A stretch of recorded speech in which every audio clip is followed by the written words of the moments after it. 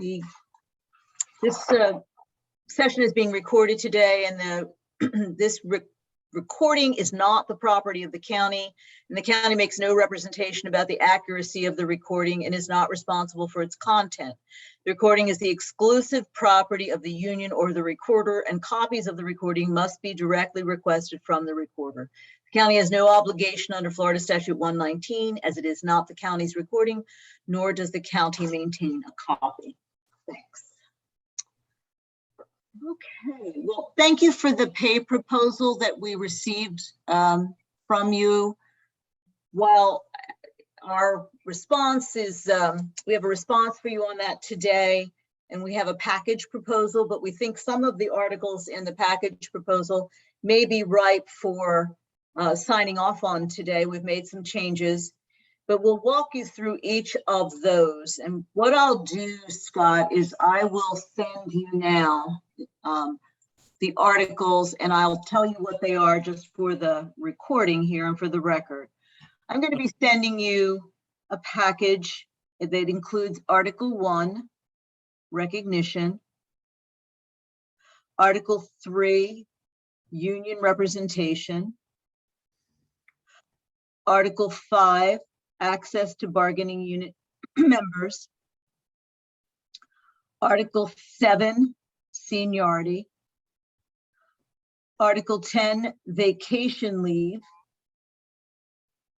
Articles 11 through 15, which are we call the leave articles,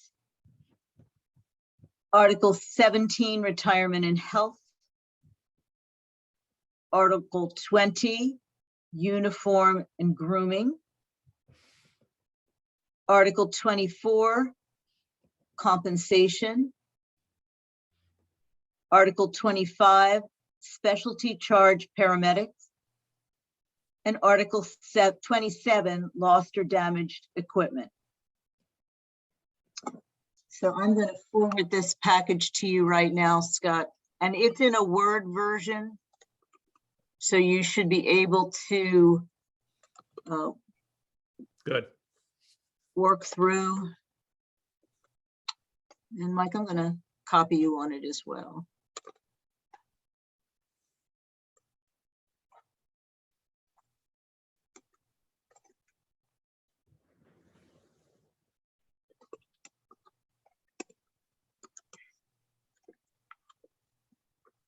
And while that's coming through, Scott, I don't know that we had any dates after today. I thought we had the 21st marked down. Do we have the 21st? Hold on for a minute. I don't have a time on it, but we had the 6th and the 21st. Okay, I will check with our team. That's it's not on my calendar, but I'm going to save it right now. Okay. Just let me know a time works best for you. Yeah.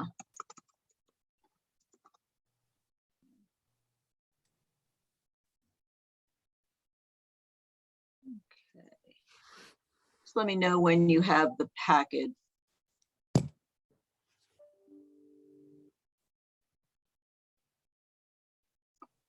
And what we'll do is Zach will be able to open the various articles. I'm not going to open all of them because some of them are previous articles that we've given you without any changes. So just let me know when they come through. Okay, they just showed up in my mail. Okay.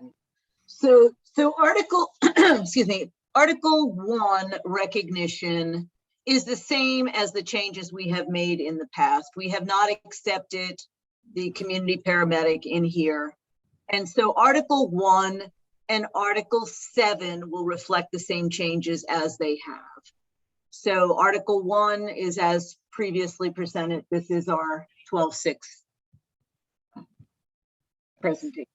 Okay. Okay. Zach, could you go to 3, please?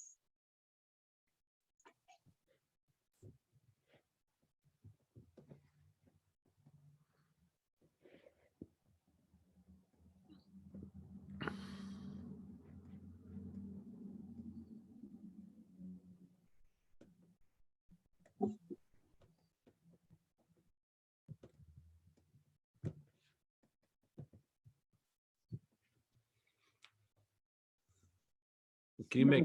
There we go. There Hair we are. bigger? Okay, so what we did, Scott, was we took your proposal to us, and we accepted some of those changes and made a couple of changes of our own. So the first sections 1 and 2 remain the same. In section 3, there was an addition to "and chief shop steward." We accepted that and added that in. We have also changed the events to say to be used by bargaining unit representatives to participate in, your term, I believe, was official union business. I think we had proposed joint labor management projects. However, our proposal specifically excludes contract negotiations from what this bank can be used for. They would be approved in writing by the EMS chief. We retained that, as did you. In section B, I know that, I think you changed it from "shall annually contribute 1 hour" to "may." It becomes extremely difficult for us to track individual hours of people who donate, who don't donate. So our proposal is to just have everyone donate 1 hour a year, which will take less bookkeeping on our side, if you will, and we won't have people who claim that they shouldn't have given an hour or they wanted to give an hour and did not. That's the main reason for that change. In subsection C, unused business leave bank time, and this is a major change for us, although I don't see that we got our number in there correctly. We had wanted those hours to be forfeited, but we heard what you said. And our proposal, which we will clean up and send back, at least on the version I'm looking at, I can't read it, but it should say 100 hours. I believe yours was 200 hours, but our counter proposal to that is 100 hours in the leave bank. And again, we'll fix that and send that back to you. And then as you scroll down, the remainder of that is the same. And I don't believe the union made any changes to that. So that is our counter proposal to your changes to the article. All right, we'll look at it. Can I say something, point out one thing? If you scroll back up to the "shall," hours, whatever, you do realize that our number of bargaining unit members far exceeds 100. Yes. So you're going to take 130 hours out, but only give us 100? Doesn't make any sense. Okay, and you can make a different presentation if that's what if you want to counter it. I understand that.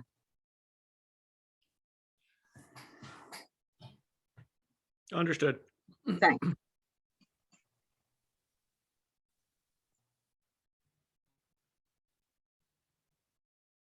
I just want to make this change and get this to myself so that I have it for you to resend. And just for purposes of our caucus, the proposal is 100-hour max or 100-hour rollover. The rollover is 100 hours. Apologies on that. As soon as we're finished going through these, I put the one in there and I'll send it to you separately. Okay. Okay. Article 5, I'm not going to open because Article 5 is just status quo. That is access to bargaining unit members. Your proposal was to have time set aside at orientation. Ours is to maintain status quo. So we don't need to, I don't think we need to walk through that individually today. Yep. Article 7, seniority, we don't need to open that one either. It is the only change in 7, mirrors Article 1, as I said earlier. Okay. Okay. Article 10, vacation. I'd like to walk through that with you just to make sure we're all on the same page on that article.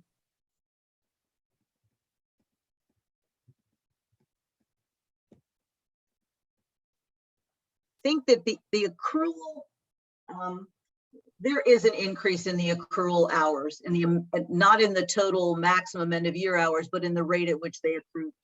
And I can't recall if I sent this to you on the 10th, on the 30th or not, Scott, but we're in agreement to accelerate that accrual rate. And I believe that's, yeah. Yeah, we didn't change that from our counter and went back to you. So those numbers should be accurate. Okay. And I think that is the remainder. I don't know if Jimmy was able to log in, but Jimmy, I think that's the only change in there. That's correct. Yep. we wanted to point out. Yeah, there should be some more changes down below. No? There are changes below, but not that we changed again, if that makes Okay. sense. Yeah, there are. If you scroll down, Zach, just so everybody can see them. Some of these are consistent with our previous. And I know one of the things that we had different, we had some language in there about the electronic. You had yours at the end, we had ours in the middle. We just left it there for those purposes. Okay. Okay.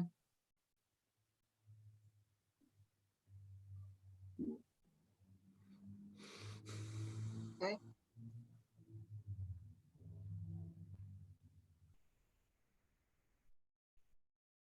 Articles 11 to 15. This is the same presentation we have given you before with the change, with certain changes to the leave time, the bereavement leave, but the remainder of that references the county's policies. Article 20, uniform and grooming. Thanks, Zach.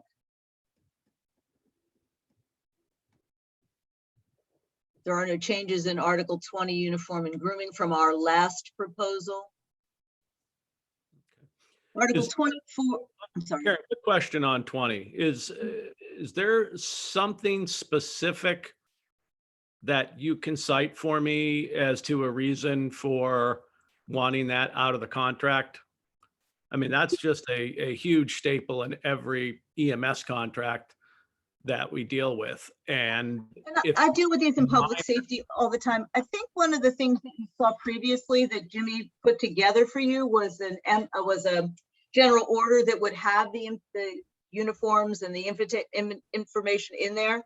Part of the issue is everything that you have asked that we put in there, we're not, Jimmy, just jump in here, but we're not providing most of that, nor do we intend to provide. So part of it is we're not providing within the contract, and that is not what we will be providing. On the other hand, we're not saying we won't sit down as we do now on a routine basis and go over what those articles are. And in fact, several months back, I think we gave you a draft. Did we not, Jimmy?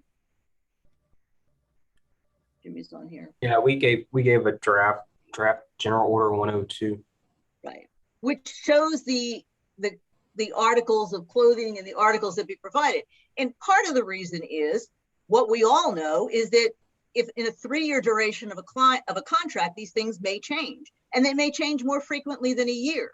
So putting them in the contract rather than putting them in a general order where we can sit down with you and talk about what we're changing doesn't really make a whole lot of sense, because obviously we haven't been doing this and we're not going to. So that's really it's not that we have a hard time, Scott, talking to you about what those articles of clothing are going to be. It's just where they're going to be, will they be housed. all right, And again, it's not that we won't sit and talk to you about it. I think that was the purpose of sending you a draft MOU, so you would see what that would look like. Then it might change over time. right. Well, and again, you can look at it from that side of the fence. I can look at it like, even though it's in the contract, if there's some need to change, an MOU can be drafted up anytime, which we've done multiple times with this contract over the last 3 years. If something needs to change, then, by all means, we're always amenable to MOUs to fix something, but. All right, I do find, yeah, and I guess, that's maybe a change in approach, and not a negative one at all. But the more MOUs that are negotiated over the term of a contract, they sometimes get lost in translation when it comes time to put them back in the contract later on. Additionally, I think there is always a question, at least in Florida, about which of those MOUs need to go back to a commission, right? A general order doesn't need to go to the commission for signature. From time to time, an MOU may, because of the value of whatever that MOU is. So there are other considerations, again, not wanting to not sit down and talk to you about what those things are, but what seems to be the best for the contract flow. So that's our rationale behind that. Okay, understood. Article 24, compensation. You could pull that up. You have to make that one bigger. Yeah, and admittedly, this is hard to read. So I think in our, we should probably present this to you without this chart in it. We tried very hard to use the charts that we are normally using, but if you would scroll down, Zach, so we could show the changes here. And Jimmy, can you help walk us through some of these? Because I know we were working together on this. Sure. Just keep scrolling, Zach. Yeah, just keep scrolling. A suggestion maybe, Karen, if we can both agree to it, is because these charts can make you lose your mind. Moving forward, why don't we make the charts as a separate appendix just for the sake of negotiating? And we can just keep swapping that back and forth instead of trying to cut and paste. I agree, Scott. That's typically what I do in contracts. I try not to go in and change the integrity of a contract when I'm doing negotiations, but I agree with you. I think that would be better expressed that way. And we'll take that task on to create a separate chart. Okay. And when it gets time to TA the article, we can add the finalized chart in and be done with it. Okay, great. Okay. Okay, keep going, Zach.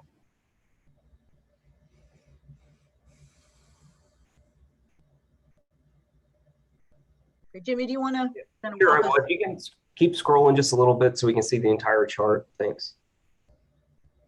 All right, that's good. So we're maintaining our position with the EMT paramedic maximum annual salary amount of $60,500. You guys proposed 67. It's highlighted in green. Everything else stayed the same. And keep scrolling.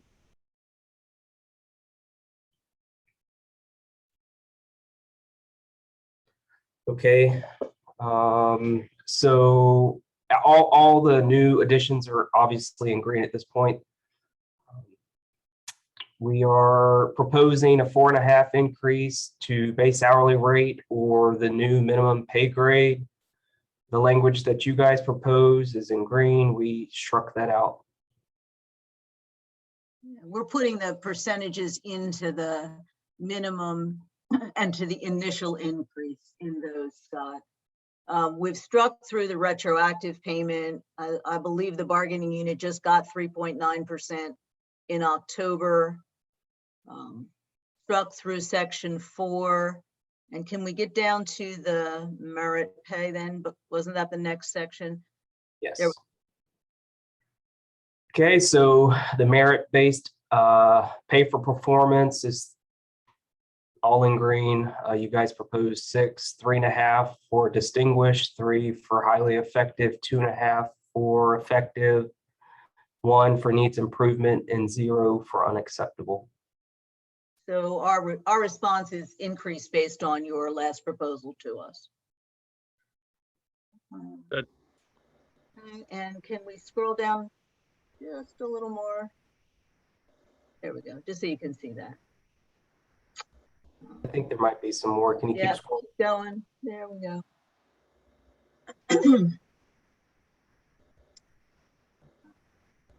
Okay.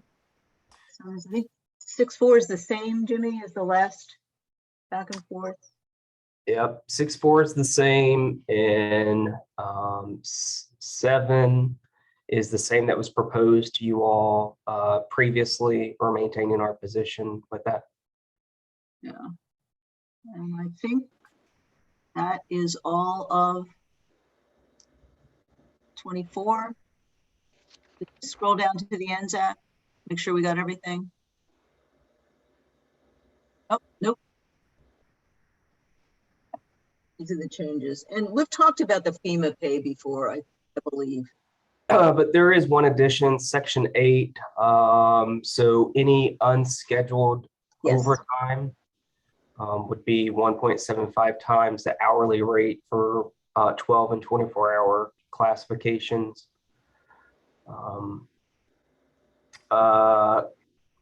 Approved leave compensation. I know Karen had talked about that in the past regarding sweat hours. We're maintaining our stance on that. And then emergency pay, we're maintaining our stance on that as well. Let's go back up for a minute, Zach, to the section 8, the payment for overtime. bargaining unit members who work an unscheduled overtime shift on the voluntary mandatory shifts. We combined the two of them, Scott, to be 1.75 times, rather than having a differentiator for the 12 and the 24 hour. Okay, we'll look at it. Okay. Article 25, that is the specialty charge paramedic article, and that was really the MOU. I may have sent you the clean and yeah, there's a redlined and an untracked version of that. So why don't we pull up the untracked one? If you can, Zach, it says untracked. There we go. This is the MOU, Scott, and it's just easier to read. I think the last one was redlined and had some changes in it. Yeah, we weren't far off, and that's kind of why we wanted the cleaned up one too, just to have a good set of eyes on it. So we'll utilize that to formulate any counter if needed. Okay. And on Article 27, which is the last one on the lost or damaged equipment, we did review and we have some changes to our proposal based on your recommendations from your counter. So as soon as we can open that.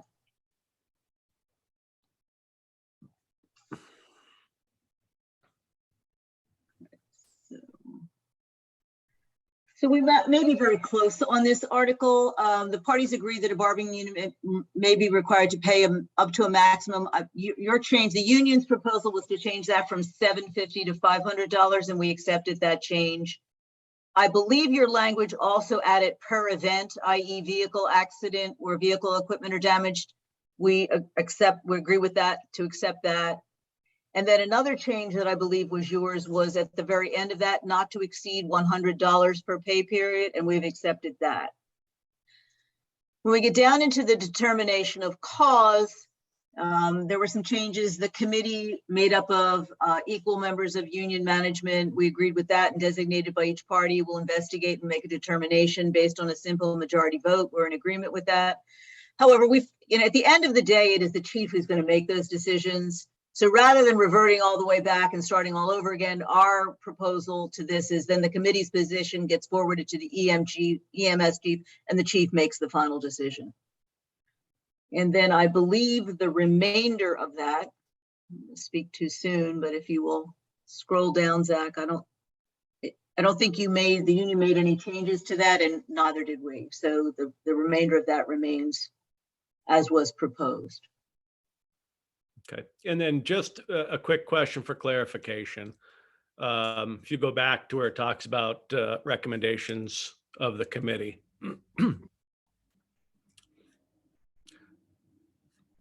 And just so I'm understanding, the potential here is you could have a committee made up of equal parts management, equal parts union, unanimously say to take action or not to take action on an individual investigation, and the chief could override a unanimous decision and put his own in?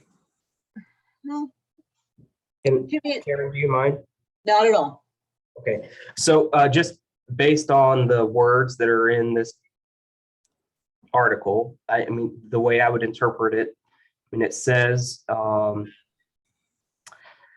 a simple majority vote of the committee, if a majority cannot be reached, then the committee's position will be forwarded to the EMS chief for final decision. So I would say that a majority vote is required, and if it's not able to be reached, then it would be my decision, sir. Okay, so you're the tiebreaker. Yes. Okay, and I'll read the language just to make sure. But you're saying that any vote that had a simple majority would be honored. Yes, sir. Yep. Okay, understood. Thank you for clarifying that. Okay, that is the entire package that we have for you today, and thank you for your forbearance this morning. I'm going to take some time to go through that. Scott, how would you like to approach this? Why don't we take a caucus, if everyone can hang on, And I want to go through with the team, see if there's any particular low-lying fruit or any additional questions that we have. Okay, And then we'll get back on. So maybe give me a half hour, 45 minutes. that's fine. Some of our team members may have to come and go, but we'll be in our own caucus session. So why don't you just send me an email when you're ready to join and we'll jump back in. Okay, I'll do that. And while we're on caucus, if you just want to confirm that we're still good for the 21st and. Yeah, I'm going to check on that and maybe even dates in January to see if we have any. Yeah, let's see what time works best on the 21st also. Excellent. Will do. Okay, so we'll hop over to our room, my team, and we'll go from there. All right. Thank